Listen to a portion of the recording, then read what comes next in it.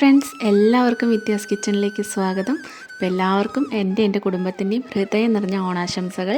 അപ്പോൾ ഇന്നത്തെ നമ്മുടെ റെസിപ്പി ഒരു ഓണം സ്പെഷ്യലായിട്ടുള്ള കൂട്ടുതോരൻ, മിക്സഡ് തോരൻ്റെ റെസിപ്പിയാണ്. വളരെ ടേസ്റ്റി ആയിട്ടുള്ളതാണ്. ശരിക്കും ഒരു സദ്യക്കൊക്കെ നമ്മൾ കഴിക്കുന്ന ആ ഒരു മിക്സഡ് തോരൻ്റെ നല്ല പെർഫെക്റ്റ് ആയിട്ടുള്ള ഒരു റെസിപ്പിയാണ്. തീർച്ചയായിട്ടും എല്ലാവരും ഒന്ന് ട്രൈ ചെയ്ത് നോക്കണം.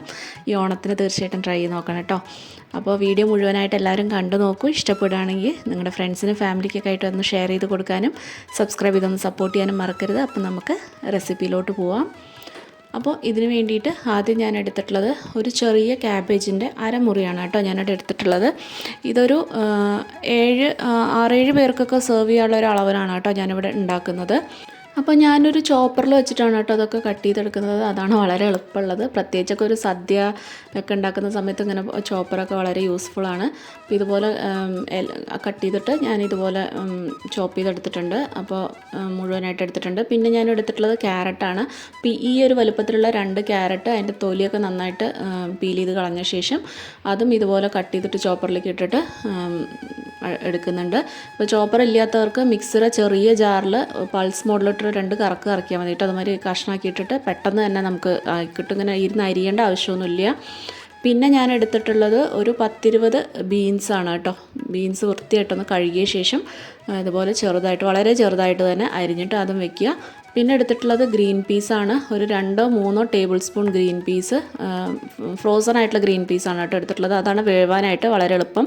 അപ്പോൾ അല്ല ഉണക്കതായിട്ടുള്ള ഗ്രീൻ പീസ് ആണെന്നുണ്ടെങ്കിൽ തലേദിവസം വെള്ളത്തിൽ കുതിർത്ത് വെച്ച ശേഷം പിറ്റേ ദിവസം ഇത് സെപ്പറേറ്റ് ആയിട്ട് ഒന്ന് കുക്കറിൽ വേവിച്ചെടുക്കേണ്ടി വരും. അല്ലെങ്കിൽ അത് കറക്റ്റായിട്ട് വെന്ത് കിട്ടില്ല. അപ്പോൾ ഞാൻ ഫ്രോസൺ ആയിട്ടുള്ളതാണ് എടുത്തിട്ടുള്ളത്. അത് വൃത്തിയായിട്ട് കഴുകിയ ശേഷം എല്ലാം കൂടി എടുത്ത് വെച്ചിട്ടുണ്ട്. ഇനി ഇതിലേക്ക് നമ്മൾ ചേർത്ത് കൊടുക്കുന്നത് ഒരു 1/4 കപ്പോളം തേങ്ങ ചിരകിയതാണ് കേട്ടോ. ഒരു 1/4 കപ്പ് മുഴുവനായിട്ട് ഞാൻ എടുത്തിട്ടില്ല. 1 കപ്പിൻ്റെ ഒരു കുറച്ച് ബാക്കി വെച്ചിട്ടുണ്ട്. 1/4 കപ്പോളം ഇട്ട് കൊടുത്തിട്ടുണ്ട്. അപ്പോൾ ചിരകിയ തേങ്ങയാണെങ്കിൽ മിക്സിയിൽ ജസ്റ്റ് ഒന്ന് ക്രഷ് ചെയ്തെടുത്തിട്ട് ചേർത്ത് കൊടുത്താൽ കൂടുതൽ ടേസ്റ്റ് ആയിരിക്കും കേട്ടോ. ഒന്ന് അടിച്ചു കൊടുത്തിട്ട് എടുത്താൽ മതി. പിന്നെ അതിലേക്ക് ഒരു ടീസ്പൂണോളം മുളക് പൊടിയും ഒരു 1/4 ടീസ്പൂണിന് കുറച്ച് കൂടുതൽ മഞ്ഞൾപ്പൊടിയും കൂടി ഇട്ട് കൊടുത്തിട്ടുണ്ട്. പിന്നെ അതിലേക്ക് ഒരു ടീസ്പൂൺ ഉപ്പും കൂടി ഇട്ട് കൊടുത്തിട്ടുണ്ട്. അപ്പോൾ മുളക് പൊടി നിങ്ങളുടെ എരിവിനനുസരിച്ച് കൂട്ടുകയോ കുറയ്ക്കുകയോ ചെയ്യുക. പാകത്തിനനുസരിച്ച് എരിവ് ഇടുക കേട്ടോ. പിന്നെ അതിലേക്ക് കുറച്ച് കരിവേപ്പിലയും പിന്നെ വെളിച്ചെണ്ണ, ഒരു ടീസ്പൂൺ വെളിച്ചെണ്ണയും കൂടി ഒഴിച്ചു കൊടുത്തിട്ടുണ്ട്. വെളിച്ചെണ്ണ തന്നെ ഇതിലേക്ക് ഒഴിച്ചു കൊടുക്കണം. അപ്പോഴാണ് അതിൻ്റെ കറക്റ്റ് ഒരു പെർഫെക്റ്റ് ആയിട്ടുള്ള ഒരു ടേസ്റ്റ് കിട്ടുള്ളൂ. ഇനി ഇതെല്ലാം കൂടി നന്നായിട്ടൊന്ന് മിക്സ് ചെയ്തെടുക്കുക. കൈ വെച്ചിട്ട് തന്നെ നല്ലപോലെ എല്ലാം ഇതൊക്കെ നന്നായിട്ട് മിക്സ് ചെയ്തിട്ട് ഒരു 10-15 മിനിറ്റൊക്കെ മാറ്റി വെച്ചാൽ നന്നായിരിക്കും. കുറച്ചും കൂടി ഒരു ടേസ്റ്റ് ഉണ്ടാവും. ഇല്ലെന്നുണ്ടെങ്കിൽ അപ്പം തന്നെ ഉണ്ടാക്കിയാലും കുഴപ്പമൊന്നുമില്ല.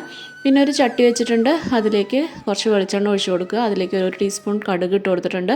കടുക് പൊട്ടിക്കഴിയുമ്പോൾ നമുക്കതിലേക്ക് കറിവേപ്പില ഇട്ട് കൊടുക്കാം.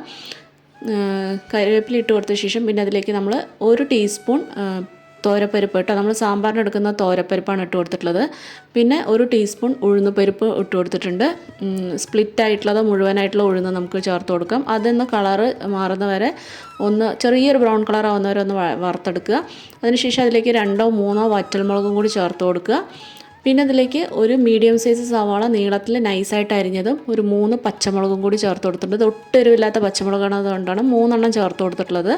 അപ്പോൾ എരിവുള്ള പച്ചമുളകാണെങ്കിൽ 1 എണ്ണമൊക്കെ ചേർത്ത് കൊടുത്താൽ മതി. കാരണം ഓൾറെഡി നമ്മളവിടെ മുളക് പൊടി ചേർത്ത് കൊടുത്തിട്ടുണ്ട്. അതുകൊണ്ട് എരിവ് കൂടാതിരിക്കാനായിട്ട് നോക്കുക കേട്ടോ. അപ്പം ഉള്ളിയൊക്കെ ഇത് കണ്ടോ, അതുപോലെ ഒന്ന് നന്നായിട്ട് സോഫ്റ്റ് ആവുന്നവരെ മാത്രം വഴറ്റി കൊടുക്കുക. ഒരുപാട് ബ്രൗൺ കളറൊന്നും ആവണ്ട. ഈ ഒരു കളറാവുന്നവരെ വഴറ്റി കൊടുത്ത ശേഷം നമ്മളവിടെ മിക്സ് ചെയ്ത് വെച്ചിരിക്കുന്ന നമ്മുടെ വെജിറ്റബിൾസൊക്കെ അതിലേക്ക് ചേർത്ത് കൊടുക്കുക. എന്നിട്ട് ഇത് നന്നായിട്ടൊന്ന് ഇളക്കി കൊടുക്കുക കേട്ടോ. എല്ലാം നന്നായിട്ട് എല്ലാവരും പിടിക്കുന്നവരെ നന്നായിട്ടൊന്ന് ഇളക്കി കൊടുക്കുക. നമ്മളിതിൽ ഒട്ടും വെള്ളം ഇല്ലാണ്ടാണ് കേട്ടോ വേവിക്കുന്നത്. ഒട്ടും വെള്ളം ഒഴിച്ച് കൊടുക്കരുത് ഇതിൽ. അതാണ് ടേസ്റ്റ് ഉണ്ടാവുക. എന്നിട്ട് പിന്നെ വാഴയില ഉണ്ട് എന്നുള്ളവർക്ക് ഇതുപോലൊരു വാഴയില വെച്ച് മൂടിക്കൊടുത്താൽ ഞാൻ വാഴയിലയുടെയും ഒക്കെ നല്ലപോലെ ഒരു സ്മെല്ല്, നല്ലൊരു ടേസ്റ്റാണ് കേട്ടോ. അതിൻ്റെ ഒരു സ്മെല്ലൊക്കെ നന്നായിട്ട് ഇതിലേക്ക് ഇറങ്ങി കിട്ടും. അപ്പോൾ പ്രത്യേക ഒരു ടേസ്റ്റാണ്. എന്നിട്ട് നമ്മളത് ഇടയ്ക്കൊന്ന് തുറന്ന് നോക്കിയിട്ട് ഒന്ന് ഇളക്കി കൊടുക്കണം. കാരണം നമ്മളിതിൽ ഒട്ടും വെള്ളമൊന്നും ചേർത്തിട്ടില്ലല്ലോ, ഒരു ആവിയിലല്ലേ വേവുന്നത്. അപ്പോൾ അടി പിടിക്കാനൊക്കെ ആയിട്ടുള്ള ചാൻസ് ഉണ്ട്. അപ്പോൾ ഇടയ്ക്കൊന്ന് തുറന്ന് നോക്കിയിട്ട് ഇതുപോലെ ഇളക്കി കൊടുക്കണം കേട്ടോ. അപ്പോൾ ഏകദേശം ഒരു 10 മിനിറ്റൊക്കെ ആകുമ്പോഴേക്കും തന്നെ നമ്മുടെ ഈ തോരൻ നന്നായിട്ട് റെഡിയായി കിട്ടും. ഗ്രീൻ പീസ് ആണെങ്കിലും എല്ലാം നല്ലപോലെ പാകത്തിന് വെന്ത് കിട്ടും. ഇങ്ങനെ ഉടയില്ല. നല്ല നമുക്ക് സദ്യക്ക് കിട്ടുമ്പോൾ ഒരു ടേസ്റ്റില്ല, ആ ഒരു കറക്റ്റ് ടേസ്റ്റാണ് കേട്ടോ അതിനുള്ളത്. ഒരുപാട് ഇങ്ങനെ വെന്ത് കുഴഞ്ഞ പരുവത്തിലാവരുത്, അതാകുമ്പോൾ ആ ഒരു ടേസ്റ്റ് നമുക്ക് കിട്ടില്ല. അപ്പോൾ കറക്റ്റ് പാകമാണ് കേട്ടോ ഇത്. അപ്പോൾ എല്ലാവരും ഇതുപോലെ ഉണ്ടാക്കി നോക്കാത്തവർ തീർച്ചയായിട്ടും ഇതൊന്ന് ട്രൈ ചെയ്ത് നോക്കണം കേട്ടോ. വളരെ എളുപ്പത്തിൽ നമുക്ക് ഉണ്ടാക്കിയെടുക്കാൻ പറ്റും. സദ്യ റെസിപ്പീസിൻ്റെയൊക്കെ ഒത്തിരി റെസിപ്പീസ് നമ്മുടെ ചാനലിലുണ്ട്. സദ്യ റെസിപ്പീസ് എന്ന് പറഞ്ഞിട്ട് ഒരു പ്ലേലിസ്റ്റ് ഉണ്ടാവും. താല്പര്യമുള്ളവരൊന്ന് കണ്ടു നോക്കിയാൽ മതി കേട്ടോ.